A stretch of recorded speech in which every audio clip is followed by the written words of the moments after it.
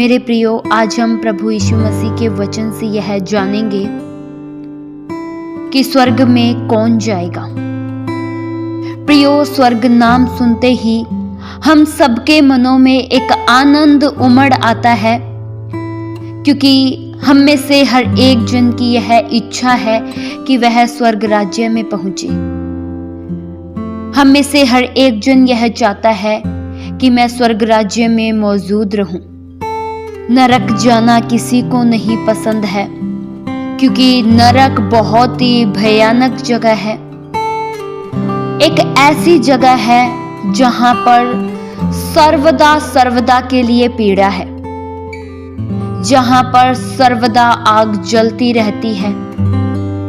लेकिन स्वर्ग एक आनंद की जगह है, एक महिमा की जगह है जो परमेश्वर ने अपने लोगों के लिए तैयार की है।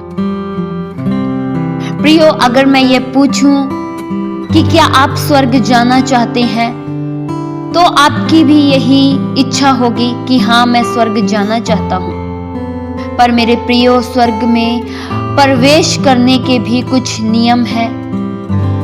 हर कोई स्वर्ग में प्रवेश नहीं कर सकता है, वही स्वर्ग राज्य में प्रवेश कर सकते हैं जो प्रभु यीशु मसीह की इच्छा के मुताबिक चलते हैं, जो अपने आप को इस संसार में पवित्र, निर्दोष और निष्कलंक जीवन जीते हैं। मेरे प्रियो, स्वर्ग एक ऐसी जगह है जो हाथों से बना हुआ नहीं है।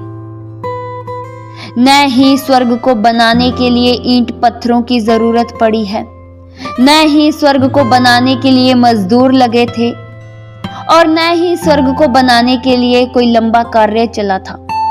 दुनिया पर के घर, मकान, महल, बिल्डिंग कुछ समय के लिए होते हैं, चाहे उन्हें कितनी भी मजबूती से बना लें, लेकिन वे कभी न कभी जरूर टूटते हैं। कोई न कोई उसमें कमी आ जाती है। भूकंप आने पर वे गिर जाते हैं। लेकिन स्वर्गीय घर एक ऐसा घर है जिसे न तो भूकंप गिर सकता है, न तूफान, न आंधी। स्वर्गीय घर परमेश्वर का घर है। प्रियो, क्या आपको इस बात पर यकीन है कि आपको स्वर्ग में एक ऐसा घर मिलेगा जो कभी भी समाप्त नहीं होगा? एक ऐसा आपको घर मिलेगा स्वर्ग में जो हाथों से बना हुआ घर नहीं है। स्वर्ग परमेश्वर का निवास स्थान है, जहां पर केवल परमेश्वर की इच्छा पूरी होती है। प्रियो, जब प्रभु यीशु मसीह ने अपने चेलों को प्रार्थना करनी सिखाई, तो प्रभु यीशु मसीह ने उनसे यह कहा, मत्ती 6 के उसके 9 वचन में लिखा है, हे हमारे पिता, तू जो स्वर्ग में है, तेरा नाम पवित्र माना जाए। प्रियो, हमारे परमेश्वर स्वर्ग में है। प्रियो, स्वर्ग परमेश्वर का है, और स्वर्ग में परमेश्वर की इच्छा के अनुसार जो लोग जीवन जीते हैं, वे ही लोग प्रवेश कर पाएंगे। हर कोई स्वर्ग राज्य में प्रवेश नहीं कर पाएगा, ऐसा स्वयं वचन कहता है। यह मैं अपनी ओर से नहीं कह रही हूं, कहीं आप सोचें, लेकिन परमेश्वर का वचन खुद कहता है कि वे ही लोग स्वर्ग राज्य में प्रवेश कर पाएंगे जिन्होंने अपने वस्त्र को मेमने के लहू से साफ किया है, जिन्होंने अपने पुराने जीवन को उतार डाला है। प्रियो, हम ये जान लेते हैं कि स्वर्ग राज्य में कौन जाएगा। बाइबल प्रियो यह बताती है, प्रकाशित वाक्य 22 के उसके 14 से लेकर 15 तक वचन में लिखा है, धन्य है जो अपने वस्त्र को धो लेते हैं, क्योंकि उन्हें जीवन के वृक्ष के पास आने का अधिकार मिलेगा, और वे फाटकों से होकर नगर में प्रवेश करेंगे।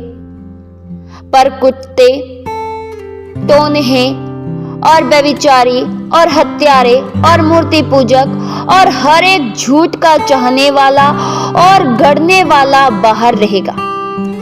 प्रियो, आप इस बात को समझ गए होंगे कि स्वर्ग राज्य में कौन जाएगा। सबसे पहले तो वस्त्रों का साफ होना। कौन से वस्त्र? वचन प्रियो बताता है, धन्य है जो अपने वस्त्र को धो लेते हैं। प्रियो, हमें अपने पुराने मनुष्यत्व को उतार कर नए मनुष्यत्व को धारण करना है। जिन्होंने प्रभु यीशु मसीह को पहन लिया है, वे जीवन के वृक्ष के पास आ सकते हैं, उनके पास यह अधिकार है। लेकिन जो व्यभिचारी हैं, टोनहे हैं, हत्यारे हैं, मूर्ति पूजक हैं, जो झूठ बोलते हैं, वे सब बाहर रहेंगे। प्रियो, अगर एक व्यक्ति ने जिंदगी भर अपने पाप किया, लोगों का दिल दुखाया, व्यभिचार में रहा, अपने आप को इस संसार में सहभागी कर रखा, कभी भी परमेश्वर का बनकर जीवन उसने नहीं बिताया, तो क्या वह स्वर्ग राज्य में प्रवेश कर सकता है? क्या एक हत्यारा स्वर्ग राज्य में प्रवेश कर सकता है? बिल्कुल नहीं। पर हाँ, वे लोग प्रवेश कर सकते हैं जिन्होंने अपने वस्त्र को मेमने के लहू से धो लिया है। प्रियो, मैं आपसे एक बात पूछना चाहती हूँ कि क्या आप अपने घर में किसी चोर को आने देंगे? आपको पता है यह बहुत बड़ा चोर है, तो क्या आप उसके लिए अपना गेट खोल देंगे? क्या आप एक मर्डर करने वाले व्यक्ति को अपने घर में आने की अनुमति देंगे? बिल्कुल नहीं। जब प्रियो, हम एक इंसान होके किसी बुरे इंसान को अपने घर में आने की अनुमति नहीं देते हैं, साफ मना कर देते हैं, तो सोचिए वह स्वर्गीय पिता जो इतना पवित्र है, जो इतने शुद्ध हैं, वे कैसे एक पापी मनुष्य को अपने स्वर्ग राज्य में आने देंगे? हम ही एक पियक्कड़ को अपने घर में आने की अनुमति नहीं देते हैं, तो सोचिए स्वर्ग राज्य में पियक्कड़ कैसे पहुंच सकता है?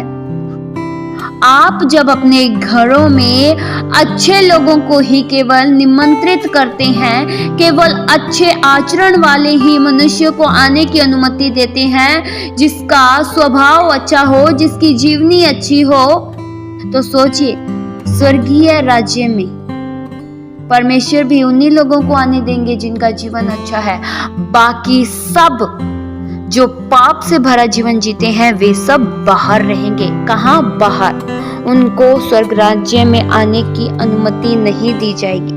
क्यों? क्योंकि उन्होंने जीवन भर अपने आप में बहुत ही बुरे रहे, अपने मर्जी के अनुसार जीवन जीते रहे। परमेश्वर ऐसे लोगों को स्वर्ग राज्य में आने नहीं देंगे। इसलिए मेरे प्रियो, अपने आप को शुद्ध रखिए, अपने आप को पवित्र रखिए।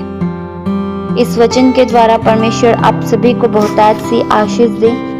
आइए हम प्रार्थना करें। हालेलुया। स्वर्गीय आसमानी पिता परमेश्वर, हम आपका धन्यवाद करते हैं। जिंदा जुलाली खुदावन, आप महान हो प्रभु। प्रभु, स्वर्ग आपका है और स्वर्ग के मालिक केवल आप हो। लेकिन प्रभु, हम आपका धन्यवाद करते हैं कि आपने हमारे लिए स्वर्ग राज्य तैयार किया। हम प्रभु इस संसार में एक पवित्र जीवन जी सके, इस संसार में हम एक शुद्धता का, पवित्रता का जीवन जी सके।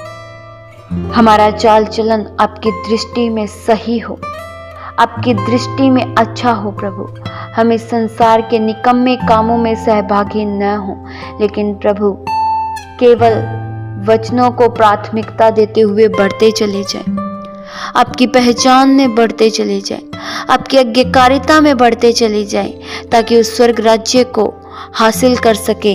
ऐसी प्रभु दया सहायता कीजिए। ये प्रार्थना प्रभु यीशु मसीह के जीवित पवित्र नाम से मांगते हैं। सुनो और कबूल करो पिता। आमीन।